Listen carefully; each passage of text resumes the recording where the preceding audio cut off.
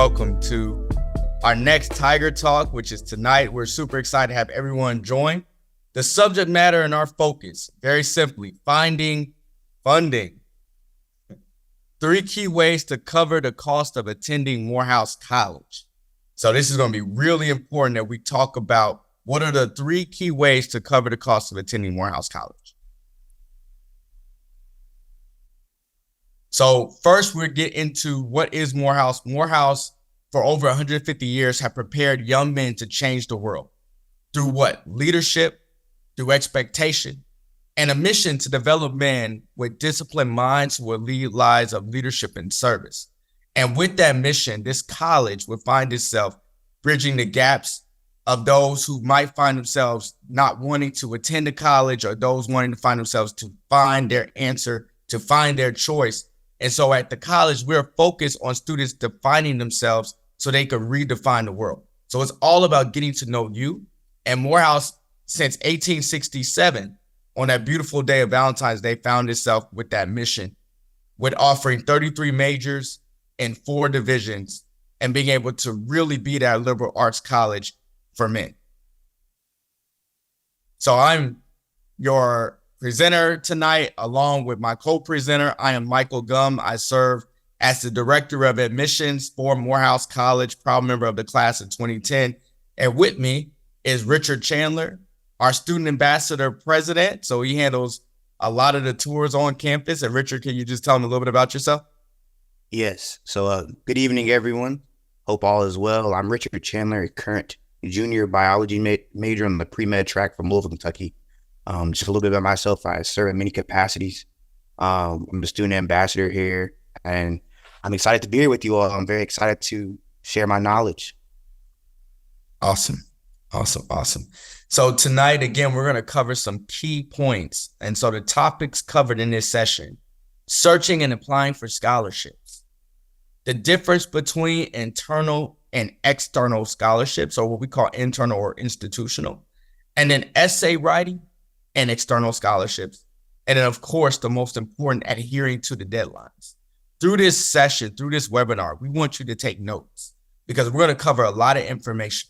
We also want to make sure that you are staying focused on these subject matters. We have a lot to cover, but we want to make sure that you're keying in on every single one of these, because this is going to help you as you navigate your way through college. So the first up is searching and applying for scholarships. So this is really, really important. The first thing is, what are scholarships? There are several types of scholarships, right? There are types of aid that do not require repayment. This is like free money. They come from many sources, right? They can be based on criteria that includes, but not limited to, academic achievement. So most of those are merit-based scholarships. You have athletic scholarships, and then you have different departmental community scholarships. Again, this is money that you don't have to pay back. This is money that's awarded to you. Okay. And we offer them through the Morehouse College Academic Award, or the MCA, opportunities for your merit to be seen, for your merit to show. So upon reviewing your application, you can potentially receive a scholarship based on your merit and what makes you stand out. So that gives you a nutshell of what are scholarships. So our top 4 major scholarships that I want all of you all to write down and to know. First one is UNCF. That's the United Negro College Fund. These are external scholarships that you want to know about. So UNCF is a major partner with majority of historically Black colleges and universities. And UNCF has its own website where you can log in and be able to search and find scholarship dollars. It is something you want to be a partner with. And just a little, bolt here. The president of UNCF is Michael Lomax. And so it's amazing to have the president, who's a Morehouse man, who happens to be in charge of getting the UNCF scholarships out to students and handling that as the president of UNCF. But we also have the Thurgood Marshall College Fund. Again, you'll find a website for that one. That one is very, very specific. And then there's community-based organizations. We're going to talk about that a little bit more, and I know Richard's going to cover that. And then sororities and fraternities. So if you're a part of Greek life, you got the Masonic lodges and things of that nature. They offer scholarships in the local chapters and globally. So you definitely want to find those external scholarships in that way. So applying for scholarships at Morehouse, first, to be eligible, you must be a newly admitted or currently enrolled Morehouse student. If you're not a student, you will not receive scholarships internally unless you've been admitted to the college. So that's the first thing. You must meet all the criteria for that scholarship. A lot of donors have opportunities, but they create the criteria of what they desire. So it's so imperative that you find scholarships and that you're looking to apply for scholarships that are attached and that you're reading that criteria for those donors. You need to first and always maintain your GPA. Based on what we give out, there's certain criteria and certain requirements. If you do not meet that GPA threshold, you have the potential of losing that scholarship. So knowing those criteria for scholarships is very important. Some scholarships have community service hours. I know Richard has some experience with that and how important it is to do community service and to earn and gain scholarships from that way. And then most important, you must submit all required documents necessary for processing. What is not here that you need to understand is that the free application for federal student aid, also known as the FAFSA, has a lot of implication in terms of you receiving internal scholarships at Morehouse College. So your FAFSA typically has to be completed. I know we are on delay and I understand that, and we're going to talk a little bit more about that. But this focus and this presentation that we have for you tonight is to think of what are the scholarships that lie externally as you are waiting on FAFSA to open up. We want you to be proactive and think about the external scholarships that are available. So a couple of things is we talked about what are scholarships. Big question, what are college grants? Well, college grants are financial aid awards that do not need to be repaid. They are provided to students to help cover the cost of their education.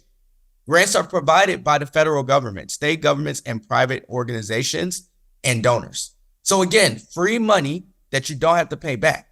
So it's important to get in contact with Morehouse College or the institution that you're attending and to make sure you're making connection with them so that you know what grants you're eligible for. Not everybody's eligible for certain grants, but we're going to talk about that. Most importantly, most schools consider your free application for federal student aid, your FAFSA, and your student aid index. That's that new language to determine financial need. So please understand what used to be, for some of you parents who might know, and some of you students who might know what the expected family contribution is, or the EFC, that's now considered the student aid index. And so in order for us to release some of these funds, you're going to need to know what your SAI is. Which brings me to the next point, that our top 4 federal and state grants that you all need to be aware of is 1, the Pell Grant, 2, the FSEOG, which is a Georgia-based grant, the Georgia Hope Scholarship Grant, and the Georgia Tuition Equalization Grant. Again, free money based on your criteria, based on your federal aid that the government gives based on your current situation. And so these are 4 federal state grants we want you to be very familiar with. You can find all 4 of these grants on our website as well at morehouse.edu. So to get started, the 24-25 FAFSA form update is new. And there's a potential that the 24-25 FAFSA will be available in December. So it's very important that you know what the changes are. First, they reduce the number of questions you have to worry about. So now it's going to be a little bit more easy to answer those questions. There's an automatic transfer of the IRS data, which is through the data retrieval tool that now goes directly into your FAFSA. So that's nice because you don't have to pull any information over. It's going to happen automatically as soon as you complete the FAFSA and you put in your social security number and everything else. Increased aid eligibility for single parents. That's a huge one.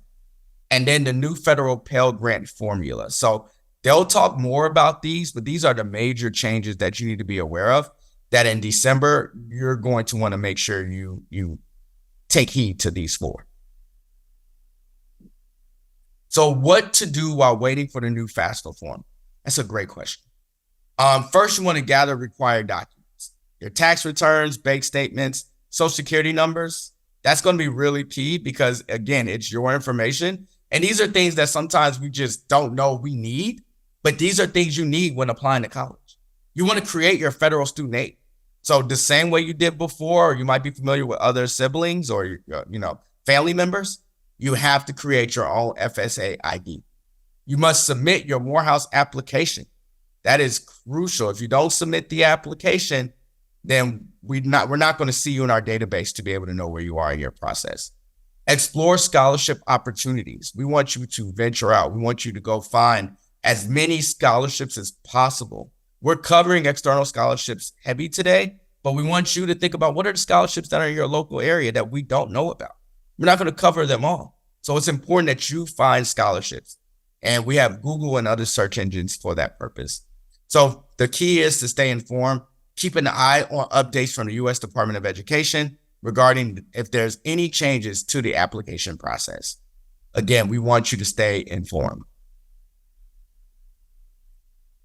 So Richard, tell us the difference between internal and external scholarships. Perfect. So as you can see on our slide, there's a very big difference between both. As you can see, the institutional scholarships, they are scholarships that are given within or by the institution. So if you think about it, it'd be Morehouse College giving you an institutional scholarship. Institutional scholarships, again, are awarded by Morehouse, and they help offset the cost of tuition and the cost to attend our institution. So when you are completing the financial aid application process, you are automatically considered for all scholarships and grants. So anything that's available at the college for you, you are considered for. And the amount of scholarships can vary, and there may be a few renewable or one-time awards. Definitely make sure you're writing those things down. If it's a one-time award, you won't have it maybe the next semester or the next year. So you may need to find another way or find other scholarships to offset that cost. So for instance, my freshman year, I got an award from outside that was a one-year award. And so for the next year, I had to find something else to replace that one-year award. So things like that are definitely things you want to keep track of and how you're paying for college. Because what you don't want is the surprise, which is like, oh, I got a bill of $2,000. I thought I had it covered, but really you had a one-year scholarship freshman year and it didn't renew. So then it says at the bottom, which is a great one too, students should apply each year to be considered for scholarships. So we do have a scholarship portal that most of our students use. Make sure you're always applying, always putting in an application, because you just never know. It may be a new scholarship. Hopefully 30 years down the line, there's a Richard Chandler scholarship. You just get considered. Now you have a full ride. So you never know what could be there for you, who could be, sitting there waiting for you to come accept a scholarship. And now you have a full ride. You just never know. So generally, entering first year students are limited to receive institutional scholarships for the first eight full terms of full enrollment. So basically, there are not a whole lot of full rides. Just the reality of it. But during an academic year, scholarships are generally awarded for 2 semesters, fall, spring, or summer. And transfer students' term limits eligibility will be determined on an individual basis. So if you do transfer in, your situation will look different, and they'll try to determine what works best for you. So criteria for these scholarships vary. The Office of Scholarships and Financial Aid will pretty much match everyone from the overall pool of financial aid applicants. So if I'm a biology major, they won't match me with a scholarship that is for fine arts majors. It just wouldn't make sense. So if the funds are set for a certain major, a certain classification, those are set for those people. Generally speaking, though, it does usually auto match, which is really cool, which I love that the college does. So the one that you are available for, it will almost auto match you to. So first year students, again, are limited to receiving scholarships for the first 8 terms of full time enrollment. So it's again, usually first year students don't receive full rides. Don't let that deteriorate you, because I had a lot of friends that didn't get a full ride, came to Morehouse the first semester, and then the next semester they had a full ride. So, God's always working, and you'll find a way, trust me. But there are ways to pay for college. There are people here that, are always applying to make sure that they don't have to pay for it. So during an academic year, scholarships are generally awarded for 2 semesters. For me, it's fall and spring. Some people do spring, summer. Just depends on how you're set up. So if you can, usually what I do, follow the requirements. I do fall and spring. And if I need to take a summer class or would like to, I try to take it if I need it. So it's really up to you. And then again, for our transfer students, we're going to make sure that we make it eligible for you. So you're case by case when you're a transfer student. So our top 4 internal scholarships, we have the Michael Lomax Scholarship. Michael Lomax actually graduated from Morehouse College. He is current CEO of UNCF. So it's very cool. It's a very good scholarship. And he comes back and he speaks. So that's a real cool thing.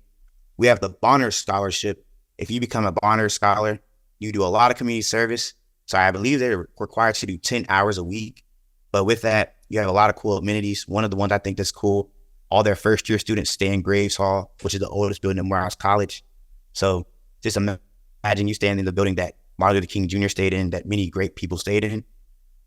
We have the Oprah Winfrey Scholars. So Oprah Winfrey is one of our biggest donors at the college.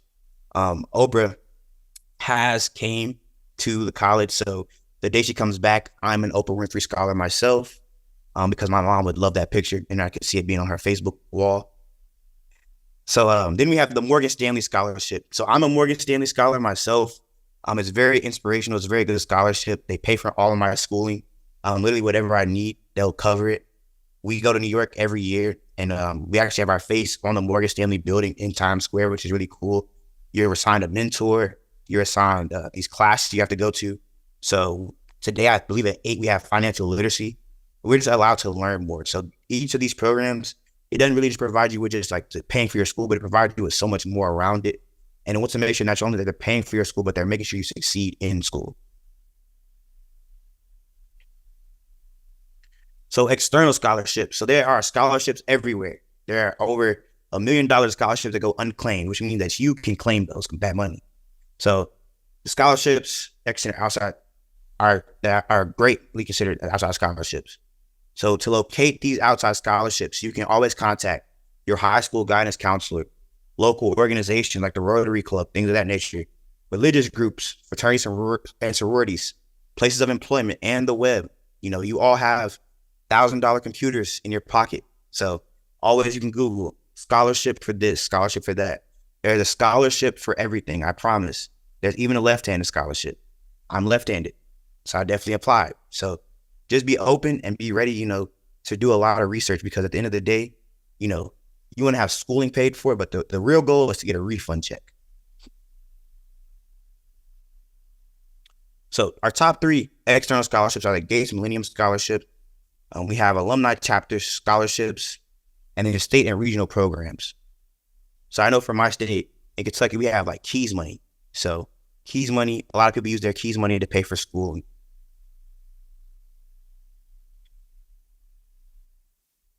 So finding external scholarship. So there are many popular websites, and here are some of them. We have FastWeb, Niche, which is definitely a good one. The College Board Scholarship Search, CapX. I use CapX a lot when I was coming to college, and scholarships.com. These are all places that I've used and been on, so I personally know that they're good places to search. And just remember that you're always in a search. Even if you get everything paid for, you can still receive scholarship money or still work towards graduate school or things you want to do. So always have the mindset of I'm always searching.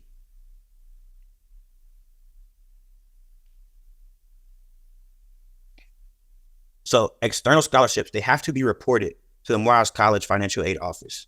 So most of the time, they'll send the check to Morehouse College. It's the greatest thing I can tell you. So, and the federal law requires that all resources are considered when determining eligibility and awarding financial aid. Therefore, Morehouse College will adjust the student's financial aid when necessary. I want to make that clear. External scholarships have varying requirements and deadlines. They do. So make sure you're staying on top of it.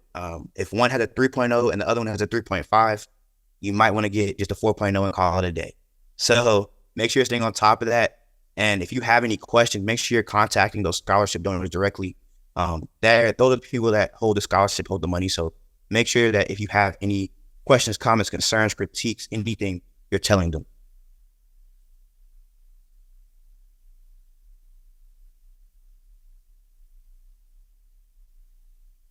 So the importance of external scholarships. So college tuition, it's only going up. It's only going up. So institutions have limited aid and limited money towards they can afford to everybody being here. A school like Morehouse has 2,300 students. And if we gave everybody $50,000 in financial aid, it'd be almost impossible. And I don't know how we can survive. So we have to, give money out to people's circumstance, pretty much what they have, things of that nature. External scholarships help students just close that gap. So the goal is to not take any loans out. That's what my parents always told me. We're not going to take any loans out. We're going to take the best offer. So if you can, that external scholarship can allow you to, be in the driver's seat and, have that money in your back pocket. But more importantly, you may need it just to get a book, or you may need it for these things that you need. They're there for you. And, you're not just always relying on the institution to provide funding. So the institution can provide, a certain amount here and there, but, it's again, we've talked about it. It's rare to get a full ride from Morehouse. It's rare. So if you're, really dedicated and want to come to Morehouse, there are ways to pay for it where you don't have to pay anything. I'll pass it back to Dr. Gum. Hey, man, appreciate you. So essay writing and external scholarships. And man, Richard, you did a great job with that. And I love the person touch with that. So a couple things, external scholarships and essay writing. I mean, you can utilize one essay and be able to get a lot done. So write each essay proposed by the Common App. That is so important because you can use that, right? That one essay can do so much. Be sure to spell check each essay. Send an essay to your English teacher to be able to make sure that essay has all the pieces you need, because you're not only trying to get that money, you're trying to get a lot of money. And that's really critical.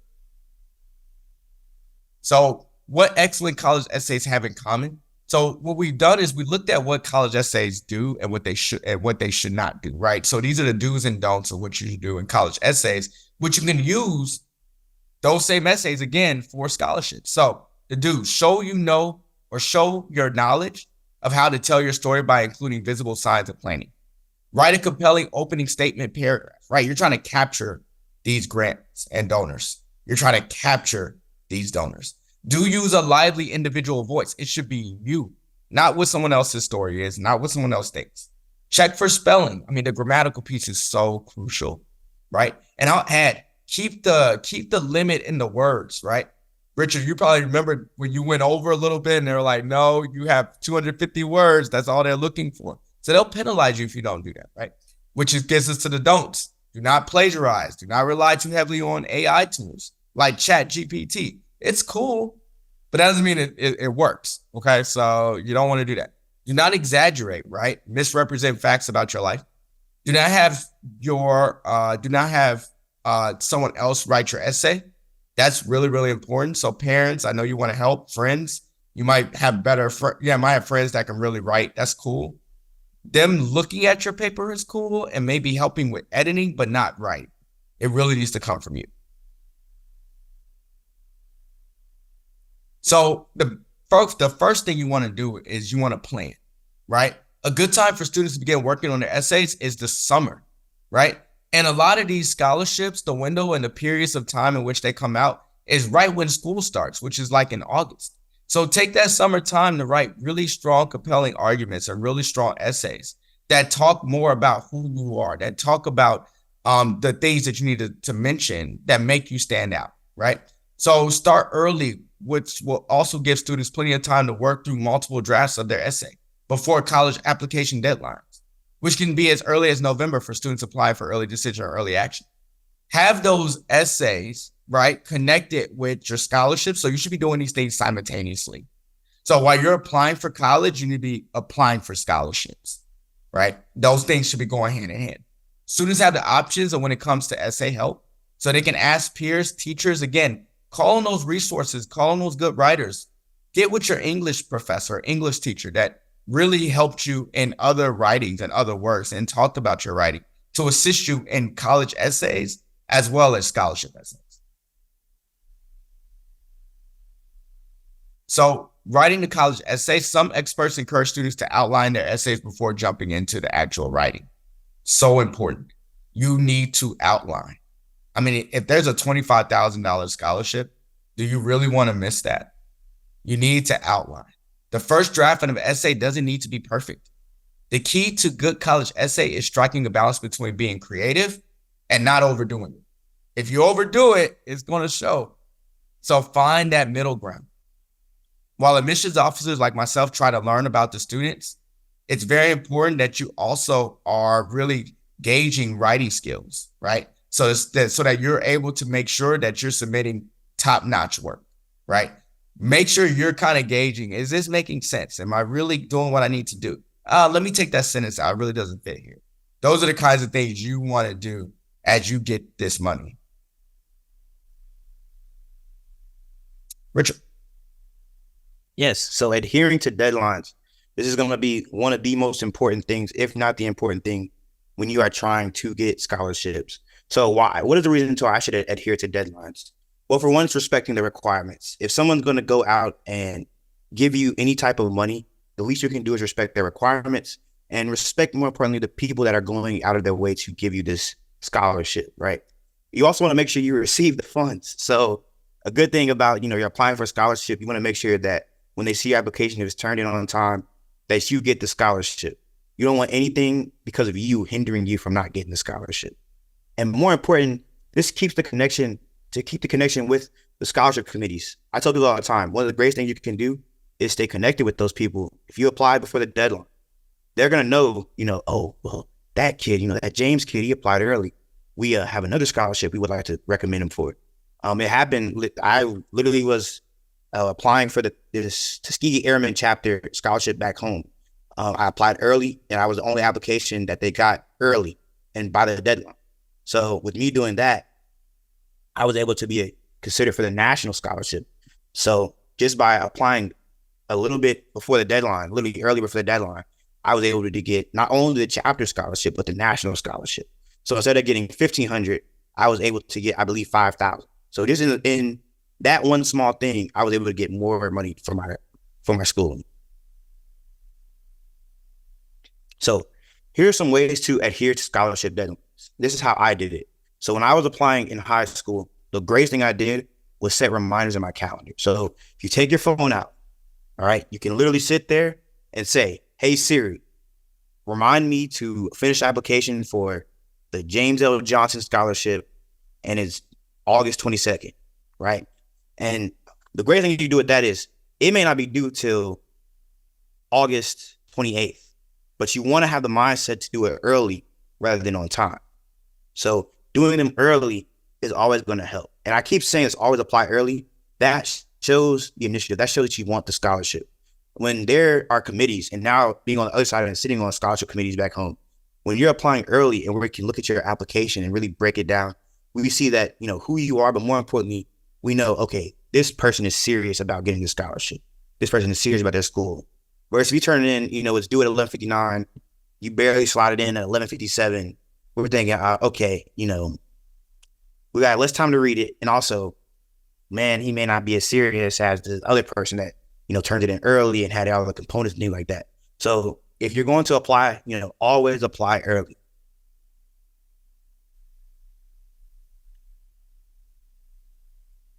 Man, that is smooth right there. All right, Richard. So what I want you to do before we get into this amazing Q&A, and the reason why we wanted to allot for a lot of time is because I know you all have questions about scholarships. So go ahead, get all those questions out. We want to make sure we get to them and throughout the entire process. Okay, that's going to be really, really crucial. So Richard, can you just tell us, what are some of the things you did? So talk about how you and I met. Talk about the scholarships that you were able to retrieve and you were able to get. And then what at Morehouse, how did you make it work? Right? Because you were staring at a certain cost and fees as well. Yeah. So I toured Morehouse and I knew that I wanted to go to Morehouse. I knew Morehouse was a place where I could develop and grow. And more importantly, it was going to be a place that, challenged me like nobody else and no other school had. So I knew I wanted to come to Morehouse. My parents told me freshman year of high school, look, we don't have the money to pay for you to go to college, so unless you're going to go stay in state, my parents worked at the university, my mom worked for the University of Louisville. Unless you stay in state, wherever you're going to go, you have to figure out. So I took it as a challenge, I can figure it out, I have good grades. So with that, I was actually able to meet Dr. Gum. He came to my hometown for an HBCU fair. So I was able to meet Dr. Gum. I was able to meet Dr. Snowden and those guys and keep, kind of connections strong. So if you're interested in coming to a college, definitely keep your connections within the college, know people, start to learn their name, their stories, things that they are doing. When it came time to apply, I got in but I believe I got $7,500 over 4 years. So if you know, Morehouse is you're right about $200,000. So I was like, oof, I was getting nervous because I didn't know what to do, but I just kept applying. So going into my senior year, I made what we call the hit list. Me and my mom officially named it. It was a list of every scholarship that I wanted to get and then every award that I wanted to get. So, and there was almost 3 or 4 pages. With that summer I spent, it was during COVID. So I was working, but also every night I would try to write essays. So the Common App, I believe at that time, had 5 essays. I wrote all 5 essays that summer. And the reason I did that is because most of the scholarship committees are going to ask for those 5 essays just at different quantities. So one may ask for what is world peace for 250 words. So once you write them, pretty much done writing essays. When I got back to school, so August, I started collecting the things I needed. So recommendations. I had recommendations pretty much on file. I had my transcript pretty much on file. So when it came down to turn in things, I had every piece of resource that I would need ready to send. So a good thing is gathering all your resources. I looked at my scholarship list and I said, okay, it's time to apply. So I was applying for schools and I knew where I kind of wanted to go while I was applying for scholarships. But with everything being ready, all I was doing was collect, submit. So it kind of made it easier. So the easiest thing you can do is start working in the summers to get what you would like. When I applied for Morehouse, I got in around December. I got how much it was cost, and I kept applying through their scholarship portal. I believe, April 1st, we were just talking about it. I got denied for bonding. So I called the school thinking it was a joke. Because it was like April 1st, like, they're funny. So I called the school and they were like, no, sir, you didn't get it. So I was just like, man, like, I want to come to Morehouse. I know this place for me. Like, I have to find a way. So I got on the scholarship portal, just started applying like crazy. Like, whatever I saw, it automatically took a couple of things, but whatever I saw, I would apply for it. Like, there was a scholarship for a resident in Beaumont, Texas. And I was like, I don't know if anybody lives in Beaumont, Texas, but I don't. So maybe they'll just give me the money because I'm a little bit far but close. So I applied for this, applied. I believe April 14th, I got a call and I had been selected for the Morgan Stanley Scholarship. So that pretty much covered my entire 4 years. Everything. So everything is covered, literally, from the books to, anything that I need is covered, housing, everything. So that's how I pretty much paid for Morehouse was through, a full ride scholarship, and I just kept applying because I knew when you want to be somewhere. Yeah. I think it's Wi-Fi went out a little bit. Say that part again. Oh, I said when you know you want to be somewhere, you'll find a way to get there. That's it, man. That's it. Your story is so compelling, man. And there's other brothers like you, right, that are at Morehouse, but they're not worried about paying fees. But can you talk about how you kept it renewed? And then we're going to jump into these questions. Say it again. Oh, I said, can you talk about how you were able to renew your scholarship? So like what GPA did you have to maintain? And then what are some of the ways in which you were able to go and get scholarships? Some of the other ways you were able to get them. Yes. So the way I was able to stay on scholarship and keep it renewed, most of them have GPA requirements. I know that for Morgan Stanley, I have to have 30 credit hours a year. So 15 and 15, and pretty much I need 50 hours of community service and I need a 3.0 GPA. So the way I was able to do that, honestly, with my grades, just continue to study. College is a little bit different from high school because you pick your own schedule. And for the first time in a lot of our lives, we're drivers. Our parents have been driving. We've kind of been the passenger seat. And, I always tell people, you've had the mom arm to swing over when you did something that you weren't supposed to do, or swing over when it was, needed protection. So now it's kind of just on you to drive the car. So keep studying, keep learning, and keep realizing like there's a bigger purpose, for these grades and also things of that nature. Also with community service, I just went back home. When I went back home, Christmas break, instead of sitting there taking a break, I was like, okay, I can go volunteer at my church. I can go volunteer at this soup kitchen. I can volunteer at this camp, things of that nature. So just keep on moving. Even during your breaks, it's a good thing to do. We also have a lot of volunteer opportunities on this campus. So I literally, after homecoming, at the campus cleanup. You do that for 3 or 4 hours, or you do a little bit here, a little bit there. you can get 50 hours. But for some of my external scholarships, it may have been different. Like it may have been, do you have 3.5? So I had to keep a GPA of a certain standard so I could stay on those scholarships as well. And I know for me, when it came towards looking outside and looking for external scholarships, the thing I did the most was sit on websites and Google pretty much what I'd be. So incoming freshman, biology major, HBCU student, things like that, trigger words. And I say trigger words, but words that would trigger a lot of scholarships in Google. So with that, I was able to find different ones. Okay, this is what we have. And then locally, I looked locally, like my aunt and my grandmother, they're all members of, the Eta Omega chapter of Alpha Kappa Alpha Sorority Incorporated. So I knew, I was like, oh, they have a scholarship. Can I apply? Once I learned I could apply, I applied. So things of that nature, looking locally, seeing what you have locally, and then, regionally, and then nationally, and internationally. There's money everywhere. So I was just making sure that I applied, setting those, calendar dates and making sure that I went to interviews. I was during COVID, so it was a lot of, shirt, tie, and, sweatpants combos, but, it worked out, and I was here at Morehouse College. So. Man, I just love your story, man. So we got a lot of questions coming in. It's coming in hot. So a lot of questions are dealing with, will Morehouse be waiting for the FAFSA before issuing internal scholarships, right? How would this impact early decision applicants? Look, Rich, I'm not even going to do that one to you, man. I got you. So that's a great question.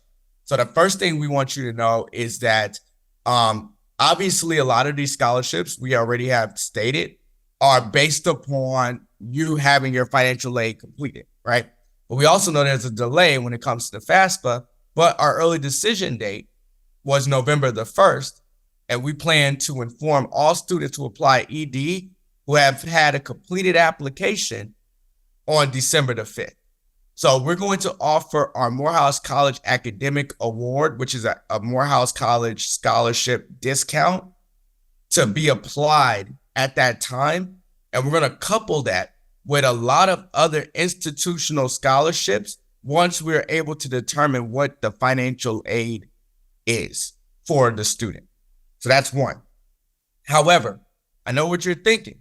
There could be some scholarships where, hey, my SEI or expected family contribution might be higher than the expected amount in terms of what is actually going to be offered or what I'm actually eligible for.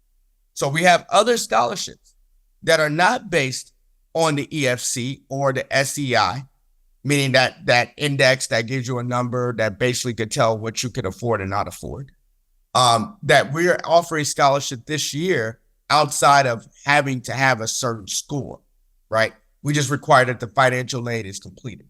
So knowing that at a later date, please stay in contact with our admissions office so we can make sure that we're communicating those. You'll hear the language, you'll see it through our letters and through our interactions within our system that will communicate with you. So the best thing to do is to plug in to your counselor, okay?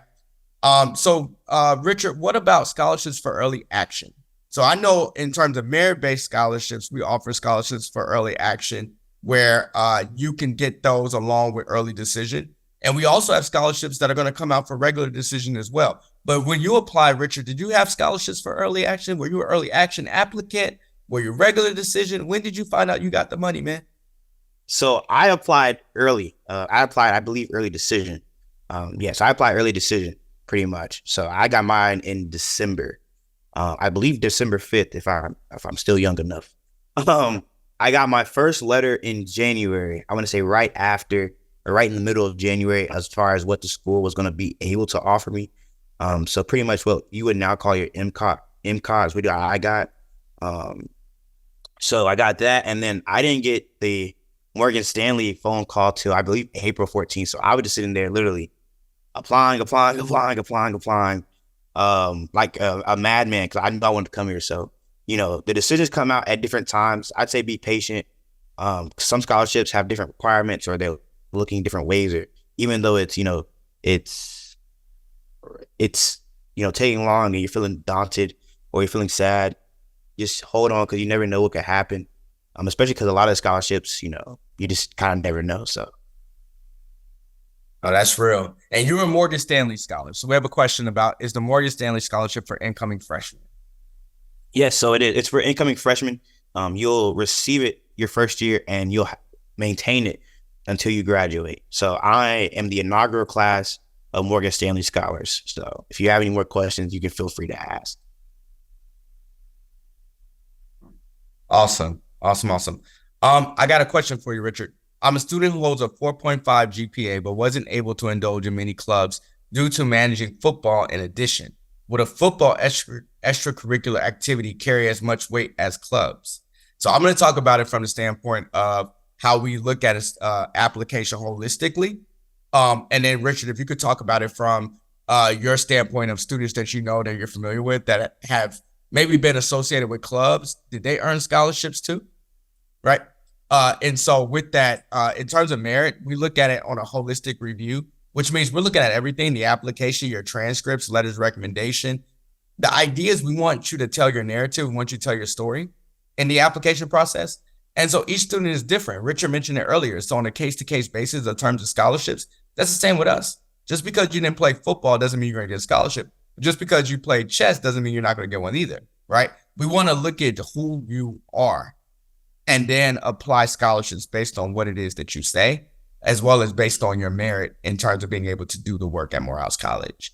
Our scholars are amazing. We have so many that are able to earn scholarships internally and externally. So, would football extracurricular activity carry as much weight as clubs? Yes, it would. It carries just the same amount of weight because it's universally lateral for us. A football scholar is equal to a tennis scholar, to a lacrosse scholar, to a person who is a part of our amazing debate team, right? Scholarships are rendered based on talent at Morehouse College. So I think that that's a great question. So Richard, can you just talk about it from some of the friends you might know that maybe have been a part of clubs, or was it that they played football and they were still able to receive scholarship? Yeah, and I believe that you hit it perfectly on the head. It's holistically viewed. Even externally or internally, however you want to put it, it's going to be viewed, holistically. So everyone will see, who you are as a person. So that's why those essays and personal statements are very important. I know people that are just play football and they're at Morehouse now, and they have scholarships and they have things of that nature, and they don't play anymore. So it's really up to you. The school is going to look, every school and every scholarship committee is going to look at you as a whole person. So they're going to see, when you write who you are and things that you're interested in. Look at your resume. They can see, oh, you did this and you did that. And you had these grades, and you may have, interned. Use this time, especially when you're writing. I tell people, brag on yourself. For years you've had to be humble. There's a time where you tell them, I was this. I was on a football team. I played running back. I was all state. I had 1,500 yards. And tell them, like, this is what you've done. These are your accomplishments, so they can know who you are, and they can be like, oh, well, we need to put him, in this scholarship. He'd be really good for this or that. So this is the time where you can, tell them all, tell it all. Listen, this is what I am. This is why everything. This is your time. Absolutely. And with that, we talked about a lot with essays in this presentation. And we talked about letters of recommendation. What are there any tips and any points where letters of recommendations from professors, they kind of came in slow? How did you keep them moving? How did you ensure that they were going to complete that application for you when they're taking their lolly time and your early decision trying to get this stuff done, early action trying to get it done? What are some of the tips? I would definitely say check in, and don't go to their office and say, where's my letter of recommendation? Check in, like, how have you been today? How's the week going? Things of that nature. So what you're doing with that is you're checking in to make sure they're all right, because we all live life, things of that nature. Also, a thing that I would do for our students, I have mine right here. It's a box of cards. Get your box of cards and start writing thank you letters to your teachers, especially when they're taking slower time, because once they get it, they're going to be like, wait, I haven't finished it yet. Let me go ahead and finish it now so I can, so it actually means something to them. So I was big on writing cards and letters. And that's how I got a lot of my recommendations was, asking through cards and letters and things like that. So the kind of that personal touch, I took it all the time. Everybody's emailing a professor. Everyone's emailing them. I need a recommendation. But you can go and speak, hey, I need to let a recommendation. I was wondering if you could be willing to write it. You've been one of my favorite professors. Always have a copy of your resume somewhere near, because that's what they're going to look at 85% of the time. They're going to look at your resume and say, he was in this, and this. and they're gonna probably, brag when you do those things. But if you're taking it slow, always just go check in, see what's going on. And this is a personal tip for me. I had backup people. So if I had, the math professor writing one, I always had, science professor writing one. So the science one may come out faster, and I can send that one, or I can send both, and both, carry some type of weight. So always ask other people. Letter writing is kind of difficult, especially with recommendations, because a lot of you go to, bigger schools. So you got to imagine, if everyone likes Mr. Patrick, then everyone's going to go to Mr. Patrick. So, formulate those relationships. So Mr. Patrick is like, I'm only going to write this for you. So. No, that's a huge point. That's a huge point. And Richard, we got some more, man. Can you talk more about scholarships that are available to students who unfortunately do not meet GPA minimum requirements? Some students have had circumstances happen to them that impacted their GPA, and they are working to rebuild it and still need funding. Can you kind of talk about that? I know I can hit it from my standpoint of what I deal with on a day-to-day with students who might not meet the requirement, but can you kind of talk a little bit about that? Then I'll come in. Yeah, so scholarships, at their core, they're really everything. So as far as they're available for whomever you are. So it's more about finding the scholarships that fit the criteria. And then sometimes people won't apply for scholarships, right? My mom always told the story. She applied for the scholarship and she didn't think she was going to get it, but she was the only one that applied. And the way most scholarships work is it's a tax break. So they have to give this money out every year. With that, if you apply and maybe you don't have the GPA and you explain, hey, this happened. I don't have the GPA, but I have, the other parts of it. They still will consider you for the scholarship. So just because you don't have a piece doesn't mean that you don't have the scholarship. Because I know a lot of people that, got scholarships that didn't have one part of the requirements, but still got the money because they were the only one that applied, or they wrote such a compelling, essay or story and things like that. We've talked about many times this thing of holistic, and a lot of places are going to look at you holistically because you may not have, the greatest grades, but when you write, it's something about it, that really, or your resume is just there. So, I would say, if you're missing one requirement, if you feel like something is, beating down on anything like that, always we're looking holistically. We're looking at everything that you've done. So. Very good. And from my point, the letter recommendation is, in terms of your GPA, you might not be able to have the best GPA. I've seen students who have gotten or received scholarships with a 2.8 GPA based on some of the requirements. You'll be very surprised. What I tell students all the time is that just because you didn't come into Morehouse with a scholarship doesn't mean you can't retain one. So I am that kind of student. I didn't come in with a merit-based scholarship, but I definitely left with scholarships. So I want you to keep in mind, you can always renew, right? You can always go back and fight for those institutional scholarships while also applying for external scholarships. Even if you have a baseline GPA or a GPA that might not have that 4.0 threshold that you desire. Fight, communicate, network. Those are other pieces that are very important to being able to receive scholarship dollars. Richard stayed very close to the Office of Institutional Advancement at Morehouse College. When I was there and I was enrolled, I stayed very close to the Office of Financial Aid, and I worked in the Office of Admissions. So a lot of times when they first heard about scholarships, I was one of the first students to hear about them because I was right around working in those capacities in the heartbeat of the college. So you want to network and you want to connect, but you also want to make sure that you're eligible and that you're also finding scholarships throughout. That's a great question. Someone asked, when it says financial needs for scholarship, what does it mean if your EFC is 0? That means that you're eligible for pretty much everything under the sun in terms of scholarships. And so that's something where you would want to meet with financial aid, and you'll want to make sure that you know what your EFC, in this case, the EFC is going to be translated as your index. So make sure you know what your SEI is in December, January, when you know what your financial aid or FAFSA is, because that's going to tell you what you're actually be awarded. So with that kind of EFC, if that's the truth, then yeah, you're eligible for a lot. So what else here? If a student is enrolled in an online program, are there allowances made for class time that the students are working? Very good question. Richard, I'll let you take that one. If they're enrolled in an online program.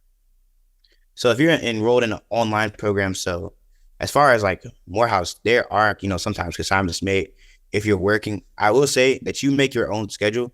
So if your online program meets maybe like 1 to 2 or 1 to 3, you can schedule around that time. We have a thing actually in our banner web. When you schedule, you can literally block off time. So for me, I know right around 1 o'clock, if I don't eat, I'm going to be really angry for the rest of the day. I'm not, like the Snickers bar commercial. You're not you when you're hungry. And trust me, I'm not me when I'm hungry. So what I do is usually schedule every semester to block off that period of time. So you can definitely make the schedule in the way that you think it would help you. So that's my greatest advice. Make it towards you. The cool thing about college, honestly, you can really manipulate how you want to. So for me, I like my classes to be in the morning. I like them to be, I'm cool with 8 a.m. Even though I don't want to get up. I'm cool with 8 a.m., 9 a.m., 10 a.m. After 12, I don't really like class after 12. I like to be able to come back to the room, take a break, play video games, and then right around 4 or 5, go back to doing work. So that's pretty much how you get pretty much just set it up around the program, if that makes sense. No, that makes perfect sense. And so we got a lot of questions coming in. I love this. Please keep asking questions. We're here to serve you. We have a question around the early decision, early action, and it's stemming in terms of the concept of, when will I be notified, right? And kind of around the concept of scholarships based on those timelines. So first, our early decision application, you had to have your application in and submitted by November 1st to be considered for ED or early decision, which then you're going to be informed of your decision and MCOT award on December the 5th.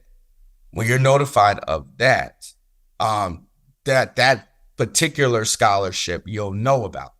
But then there'll be other scholarships once we know what your EFC is or index is that we'll couple together to see what you actually qualify for. So we'll review all of that. That's nothing you actually have to do. Richard talked about the auto match process, and so that's one of the things that you'll be able to do. For our early action applicants, some of you all are asking, and I see it here. You're saying, hey, I got my application in during the same time as an ED applicant or a student that applied early decision. When will I be notified? The answer to that is January 1st. We like to say on or before January 1st. So we will let you know by January 1 of that decision, okay?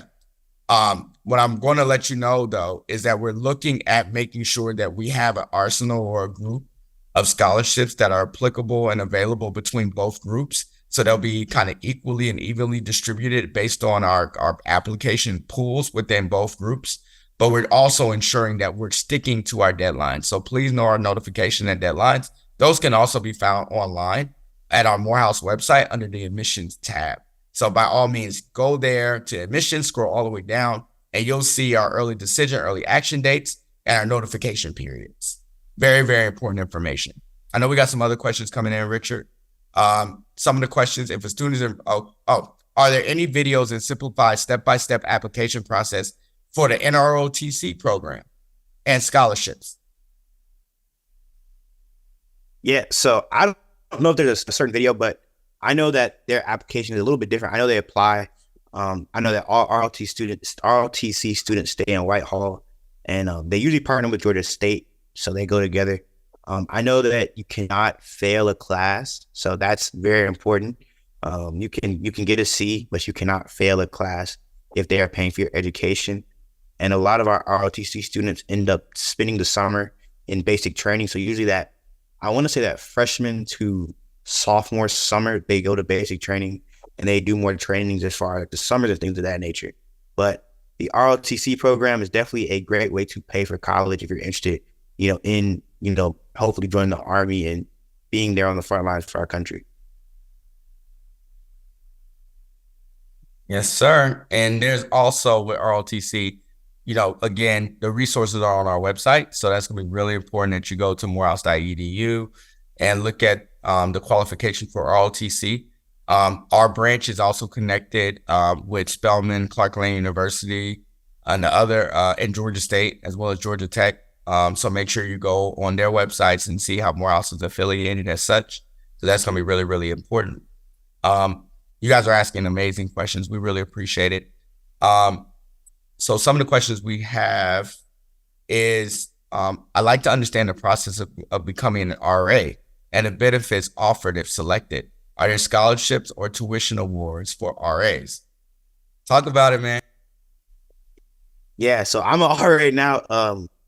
So as an RA, you receive free housing and a free meal plan. The meal plan comes with 5 swipes a week in the cafeteria, but $730 dining dollars, which can be used on any of our 4 on-campus eateries, 5 on-campus eateries. Ooh, sorry, I'm getting old. Um, so yeah, it's definitely a great program to join. I will say I'm an RA. I stayed in Brazil Hall freshman year, which is the greatest hall ever built at Morehouse College. It is the most beautiful building. It is a building that just glistens and glows when the sun hits it. So I'll digress again, but I stayed in Brazil Hall and I came back and became an RA in Brazil Hall.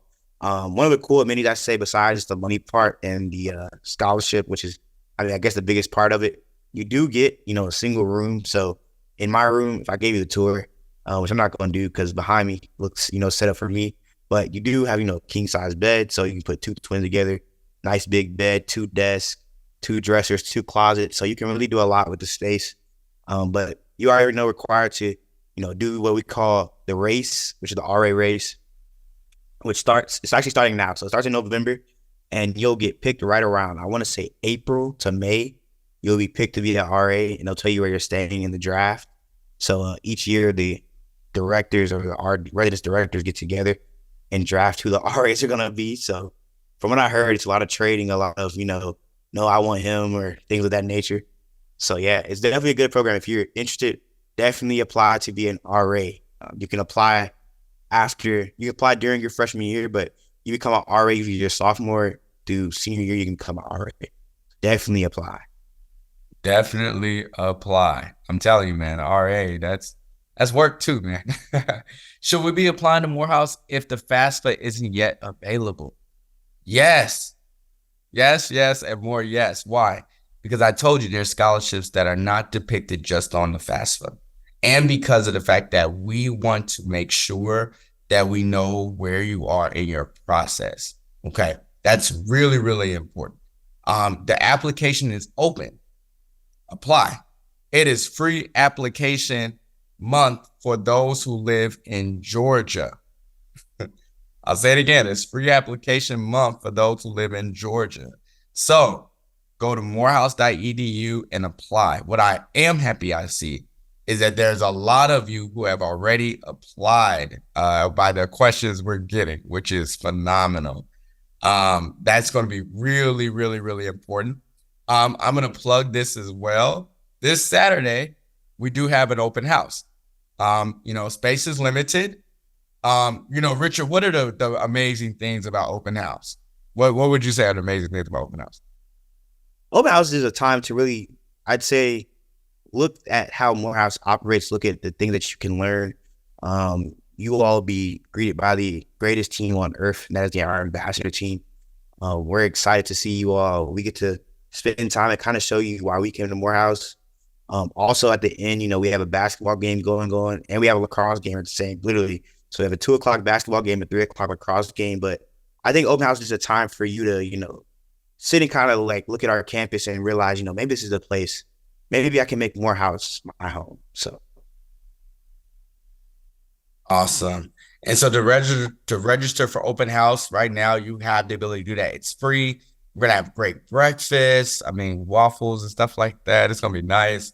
We're also going to there's a game, 2 games actually going on that we want to make sure you're plugged in and you know about. So by all means, we want you to definitely be ready to get that information. If you go and you visit morehouse.edu/open house, morehouse.edu/open house, you can register right now.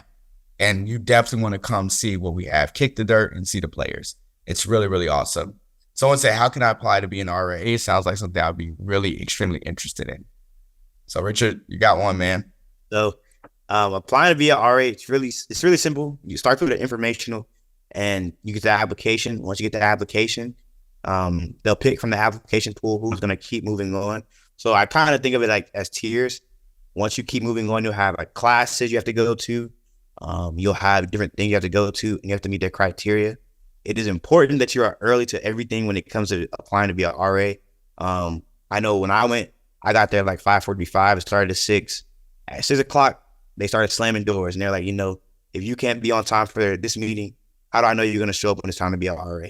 So definitely be on time, but it's definitely a interesting application. We have a hire me fair, which is definitely something that I'll let you experience when you apply to be an RA, but it's a cool thing to do. Very, very cool. And we got one of our alums from Jacksonville, Florida, who's on the call, Mark Register. Appreciate you, Mark. He's very plugged into ROTC, so definitely reach out to our Jacksonville, Florida chapter as well, man. It's good seeing you, brother.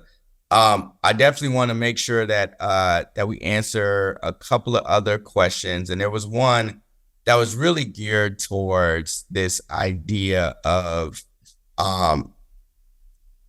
applying. I think it was apply early decision. Hold on.